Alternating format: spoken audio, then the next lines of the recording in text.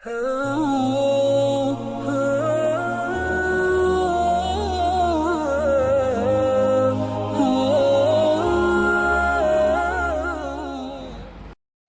علیکم ورحمۃ اللہ وبرکاتہ.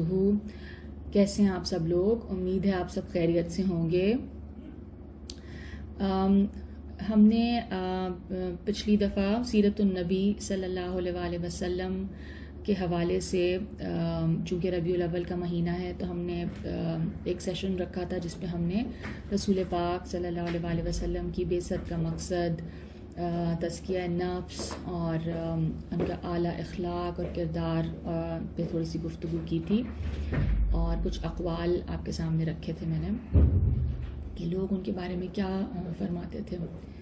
آج انشاءاللہ اسی سلسلے کا دوسرا سیشن ہے، اور آج اس موضوع پر کچھ مزید بات کرتے ہیں. تو سب سے پہلے دعا کر لیتے ہیں. اعوذ باللہ من الشیطان الرجیم، بسم اللہ الرحمن الرحیم. رب اشرح لی صدری ویسر لی امری واحلل عقدۃ من لسانی یفقہوا قولی. رب زدنی علما. اللہم صلی علی محمد وعلی آل محمد کما صلیت علی ابراہیم وعلی آل ابراہیم انک حمید مجید. اللہم بارک علی محمد وعلی آل محمد کما بارکت علی ابراہیم وعلی آل ابراہیم انک حمید مجید. رسول پاک صلی اللہ علیہ وآلہ وسلم ایک متوازن شخصیت، ایک بیلنسڈ پرسنالٹی.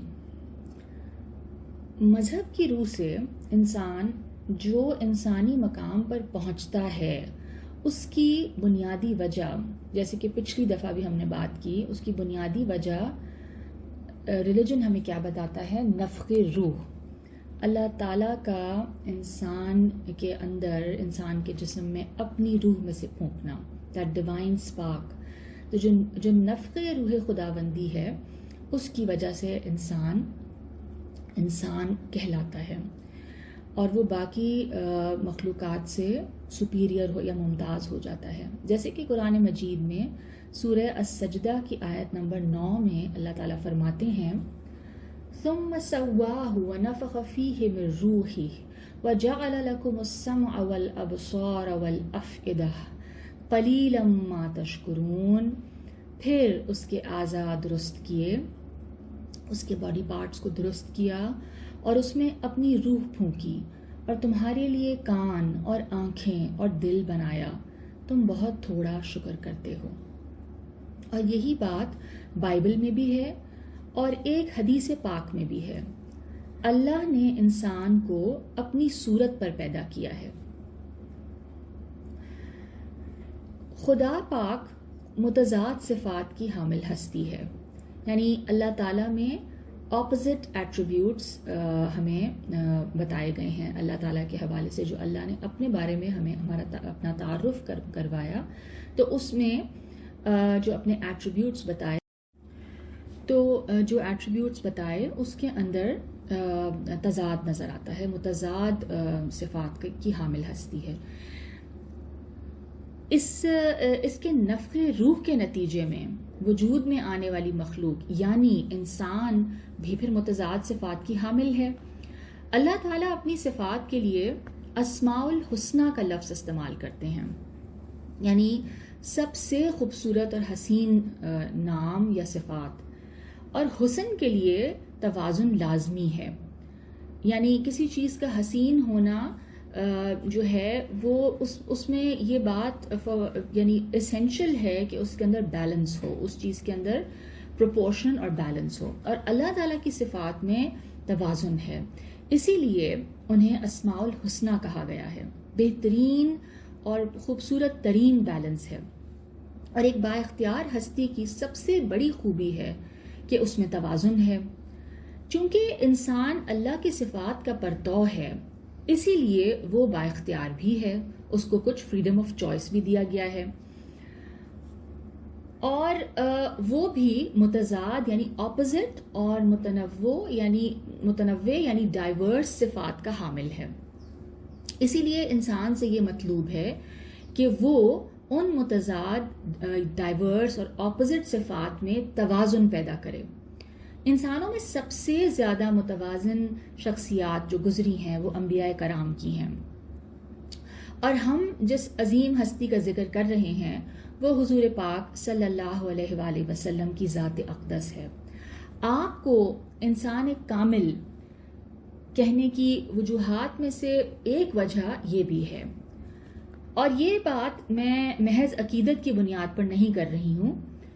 اگرچہ کچھ مستشرقین نے آپ کی ذات مبارک کو داغدار بنانے کی کوشش کی ہے، مگر اس کا جواب مسلمانوں کی طرف سے بھی دیا گیا ہے اور دیگر مستشرقین کی طرف سے بھی دیا گیا ہے. یعنی the Orientalists themselves, some amongst the Orientalists، انہوں نے خود ہی اس کا کاؤنٹر نیریٹو بھی پریزنٹ کیا ہے کہ نہیں، یہ بات ایسے نہیں ہے، اس واقعے کو آؤٹ آف کانٹیکسٹ پریزنٹ کیا جا رہا ہے.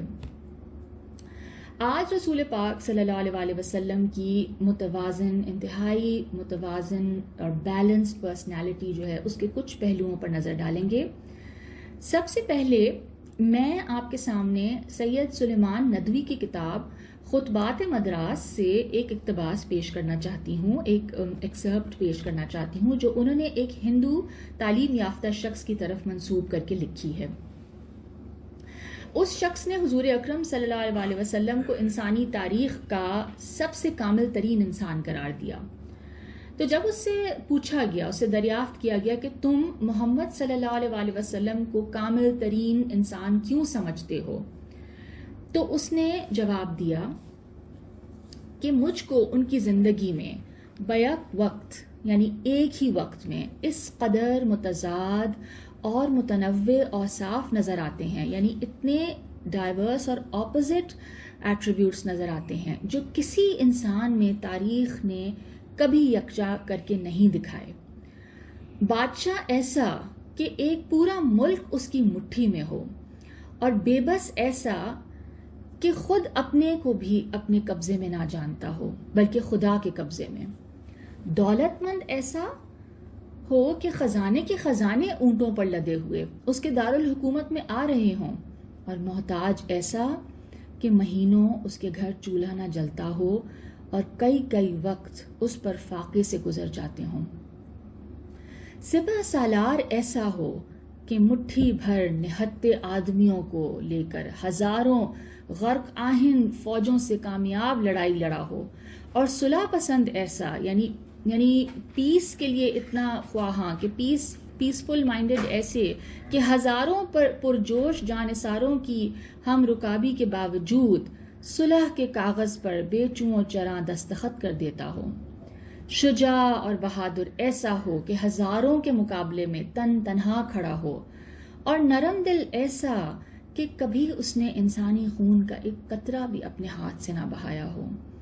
بات تعلق ایسا ہو، اتنا کنیکٹڈ ہو انسانوں سے کہ عرب کے ذرے ذرے کی اس کو فکر، بیوی بچوں کی اس کو فکر، غریب و مفلس مسلمانوں کی اس کو فکر، خدا کی بھولی ہوئی قوم کے سدھار کی اس کو فکر، سارے سنسار کی اس کو فکر ہو.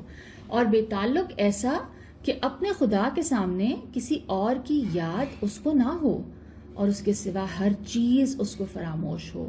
اس نے کبھی اپنی ذات کے لیے اپنے برا کہنے والوں سے بدلہ نہیں لیا، اور اپنے ذاتی دشمنوں کے حق میں دعائے خیر کی اور ان کا بھلا چاہا، لیکن خدا کے دشمنوں کو اس نے کبھی معاف نہیں کیا، اور حق کا راستہ روکنے والوں کو ہمیشہ جہنم کی دھمکی دیتا اور عذاب الہی سے ڈراتا رہا.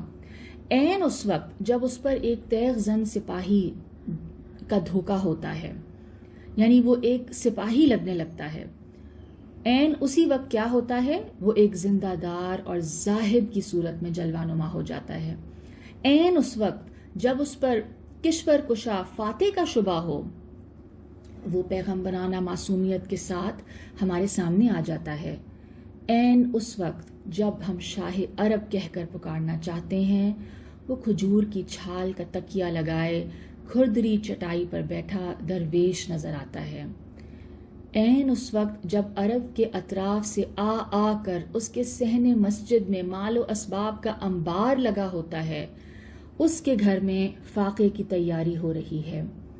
عین اس عہد میں جب لڑائیوں کے قیدی مسلمانوں کے گھروں میں لونڈی اور غلام بن کر بھیجے جا رہے ہیں، فاطمہ رضی اللہ تعالی عنہا بنت رسول پاک صلی اللہ علیہ وسلم کی بیٹی، ان کی جان سے پیاری بیٹی جب ان کے پاس جاتی ہیں، اپنے ہاتھوں کے چھالے اور سینے کے داغ باپ کو دکھاتی ہیں، جو چکی پیستے پیستے اور مشکیزہ بھرتے بھرتے ہاتھ اور سینے پر پڑ گئے تھے۔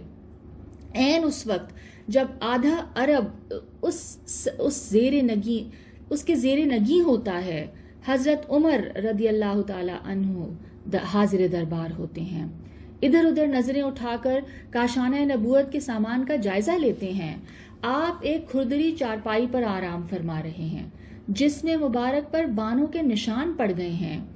ایک طرف مٹھی بھر جو رکھے ہیں، ایک کھونٹی میں خشک مشکیزہ لٹک رہا ہے۔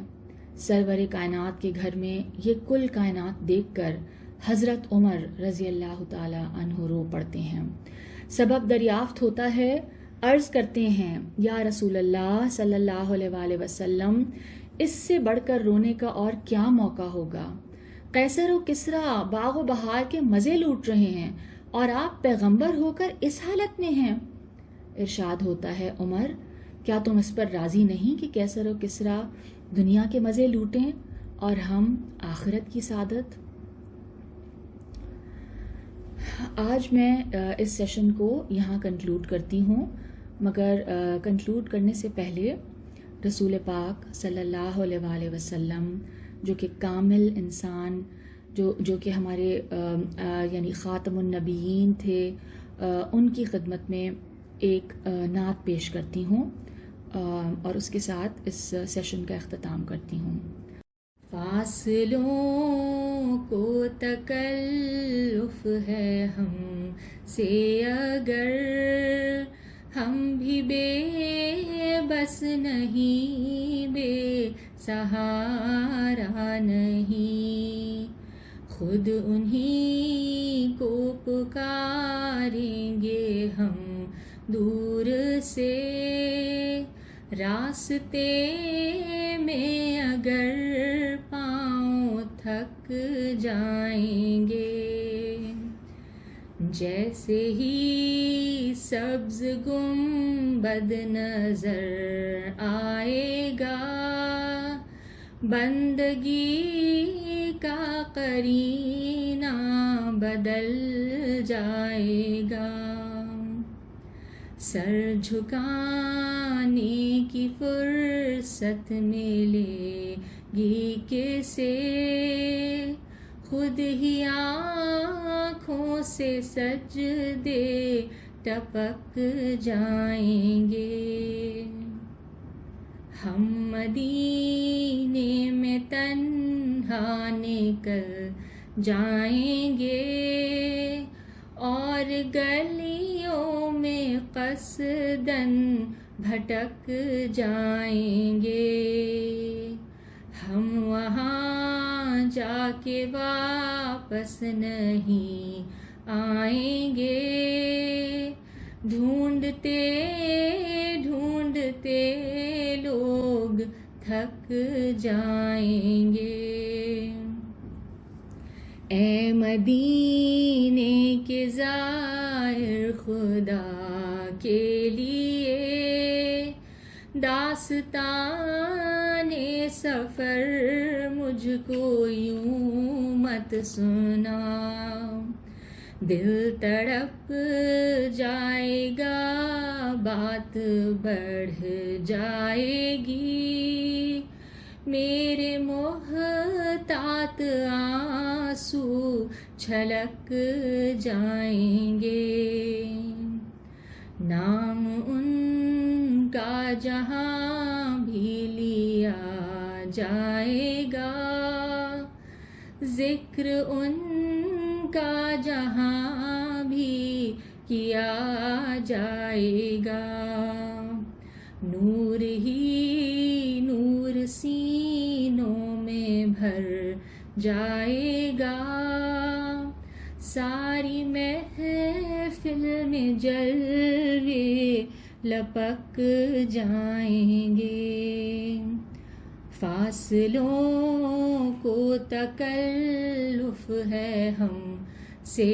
اگر، ہم بھی بے بس نہیں، بے سہارا نہیں۔ ربنا تقبل منا انک انت السمیع العلیم وتب علینا انک انت التواب الرحیم، سبحانک اللہم وبحمدک، نشہد ان لا الہ الا انت، نستغفرک ونتوب الیک۔ السلام علیکم ورحمۃ اللہ وبرکاتہ۔